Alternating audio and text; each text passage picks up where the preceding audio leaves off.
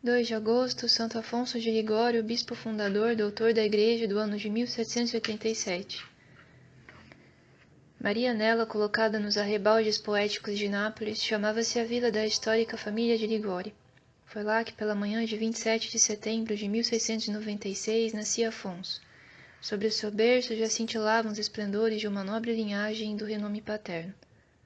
Dom José, o pai do santo, pertencia à nobreza, tendo nome e escudo de fidalgo. Era preposto do rei Carlos VI, comandante dos navios reais, mas sobretudo era homem profundamente crente. Desposou a dona Ana Cavalieri, não menos religiosa nem menos nobre que ele. Era dona Ana irmã do bispo de Troia e pertencia à nobre família dos Cavalieri. Até a palavra profética de um santo, São Francisco de Jerônimo, da Companhia de Jesus, veio pôr em fulgores o berço do nosso santo. Esta criança, disse Jerônimo, tomando o menino que lhe apresentavam os pais, esta criança não morrerá antes dos 90 anos, será bispo e realizará maravilhas na Igreja de Deus. Do pai herdara Afonso uma vontade férrea, uma inteligência viva e perspicaz, enquanto a influência materna lhe punha no coração uma ternura irresistível. Cedo começou sua carreira de santo e de sábio. Mocinho ainda já frequentava as associações religiosas, fugia dos companheiros briguentos e amigos de palavras pesadas. Não eram pequenas as esperanças que sobre ele nutria Dom José de Ligório.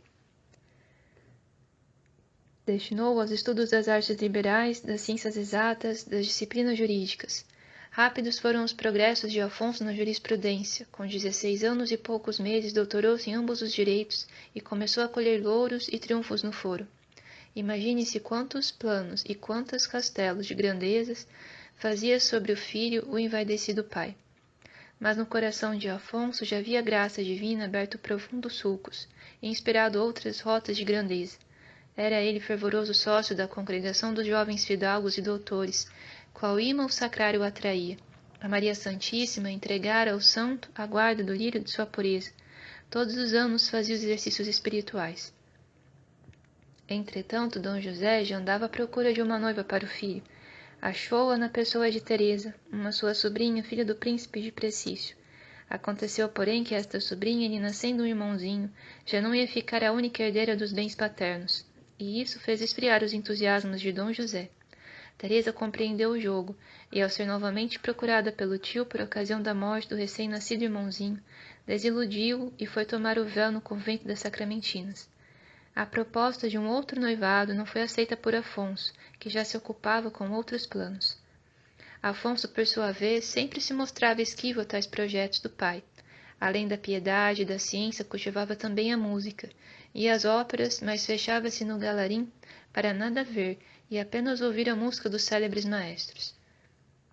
A providência tinha outras intenções com Afonso e ia intervir no desenrolar das coisas.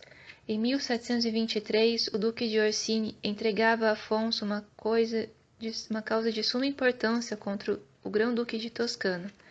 Tratava-se nada menos de um feudo no valor de 600 ducados. Meticulosamente, nosso advogado estudou o processo, reviu os autos, conferiu os documentos. Fez uma brilhantíssima defesa no foro. A vitória parecia mais que garantida, quando o contra-atacante lhe chamou a atenção para uma pequena falha que lhe passara desapercebida. Enganei-me, exclamou o santo. Coberto de vexame, retirou-se do foro, exclamando: Ó mundo falaz, agora eu te conheço. Adeus tribunais. Chegando em casa, fechou-se no quarto por muitos dias entregue à tristeza. Estando cortadas amarras e o navio ia singrando por mares novos e menos procelosos, nosso advogado começou com uma vida entregue às obras de caridade e à oração. Foi quando trabalhava no Hospital dos Incuráveis que ouviu por 2 vezes o chamado misterioso: Afonso, deixa o mundo. A 23 de outubro de 1723, vestiu o talar de clérigo.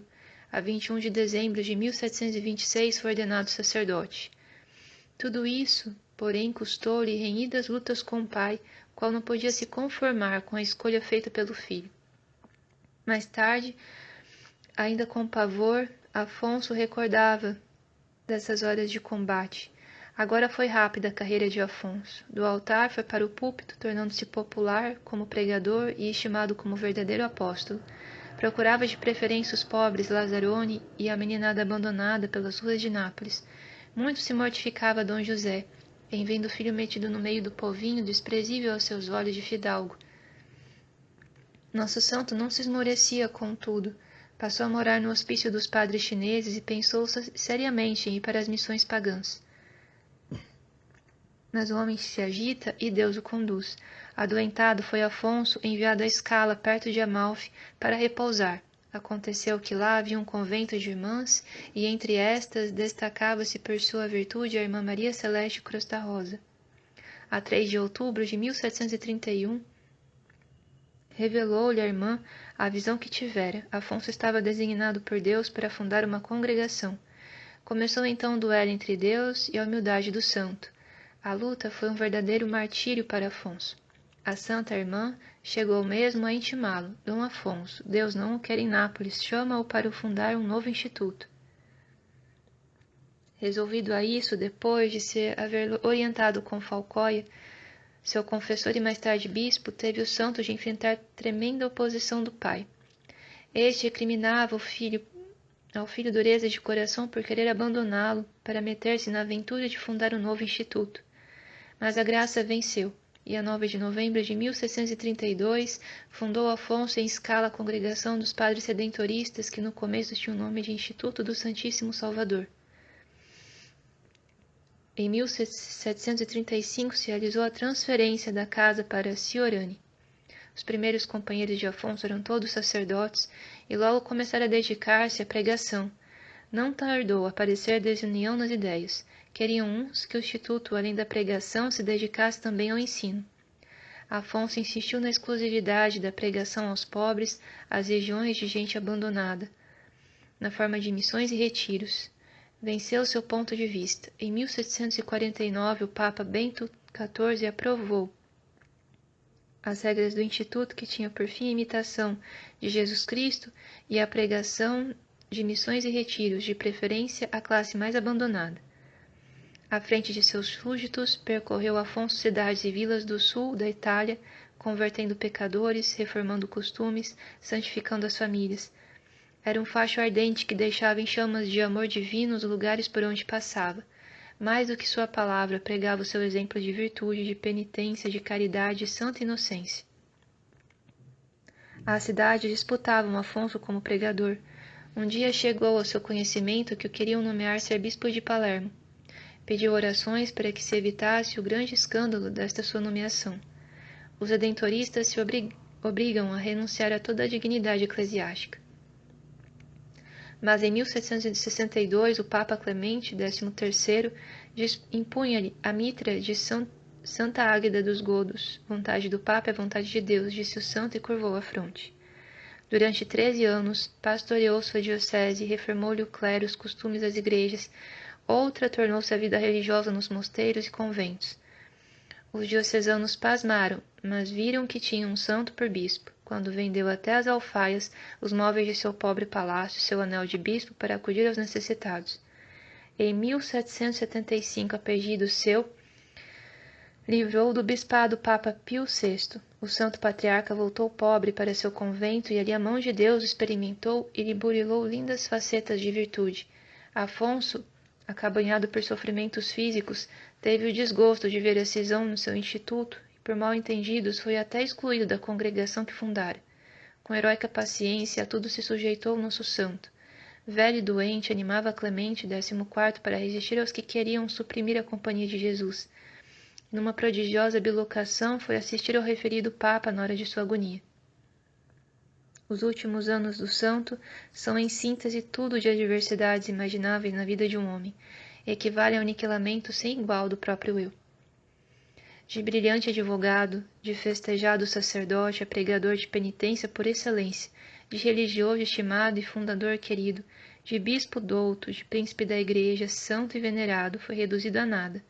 Vemo-lo bispo sem diocese, superior sem súditos, fundador desligado da sua ordem. Não é dizer demais em se afirmar que o santo morreu de amargura de coração ao ver a sua obra esmagada, fato que mergulhou sua alma em um mar de dor. Qual outro santo aleixo, como estranho viveu e em sua própria casa? Tudo isso devido ao espírito antirreligioso do século e não menos à falta de consciência e à deslealdade de alguns dos seus discípulos que injustamente o entregaram aos poderes do governo hostil e o puseram em situação esquerda com a própria Santa Sé. A estas duríssimas provações se associaram sofrimentos físicos próprios da velhice, que bastante o maltrataram. Sobrevieram-lhe ainda a surdez e a cegueira, que o reduziram a um estado de lastimável miséria. Desencadearam-se tempestades furiosas em sua alma, e esta se via atormentada de toda sorte de angústias, de dúvidas, de escrúpulos, como se fosse ele o causador culpado de todas as desditas de sua querida congregação. Das profundezas de sua alma, dorida, clamava a Deus por misericórdia e auxílio. Doença e fraqueza exigiam-lhe muitas vezes o sacrifício de não poder celebrar a Santa Missa. Em todas essas tormentas que lhe advinham de todos os lados, eram sua singular energia, a paciência e a fortaleza, que o faziam segurar firme o leme, e este não lhe escapou das mãos. Fundado na mais sólida humildade, não acusava senão a si próprio. A todos que indignamente tinham abusado de sua confiança oferecia e dava pleno perdão. A todas as pretensões de censura, as decisões da Santa Sé tinham só esta resposta: o Santo Padre assim o quer. O Papa assim decidiu. Em tudo reconhecia a adorável vontade de Deus, a qual confessou incondicional e completa sujeição. O piedoso Jó, golpeado de todos os infortúnios do humano sofrer, traído e ludibriado pelos companheiros do mesmo sangue, não podia suportar a sua desgraça com mais humildade, conformidade e de um modo mais edificante que Santo Afonso. Após longo martírio no corpo e na alma, morreu calmamente no Senhor, a 1º de agosto de 1787, na idade de 91 anos, e em 1816 foi declarado beato. Canonizado foi em 1839 por Gregório XV, honra que Pio VIII lhe quisera prestar já em 1830, não o podendo por causa da Revolução. Afonso foi um escritor incansável, deixou para os sacerdotes a sua célebre teologia moral, para os religiosos a verdadeira esposa de Cristo, para o povo cristão livros cheios de verdadeira e ungida piedade, tais como as meditações sobre a paixão do Salvador, glórias de Maria, visitas ao Santíssimo Sacramento, tratados sobre a oração. Foi historiador, apologeta, pregador, poeta e exímio musicista. De tudo deixou valiosas lembranças ao povo cristão. Chegam a 90 suas obras publicadas. A Igreja deu-lhe o título de doutor zelosíssimo. As obras de Afonso têm a perenidade das fontes e das árvores seculares. Foram traduzidas em mais de 64 línguas os livros Visitas ao Santíssimo Sacramento e Glórias de Maria Santíssima. A Congregação do Santíssimo Redentor, do bicentenário de sua fundação, se compunha de 6.240 religiosos, dos quais 3.217 sacerdotes, formava 40 províncias e vice-províncias. À congregação pertence o grande taumaturgo São Geraldo Magela e o apóstolo de Viena, São Clemente Maria Hofbauer. Santo Afonso de Ligório, rogai por nós.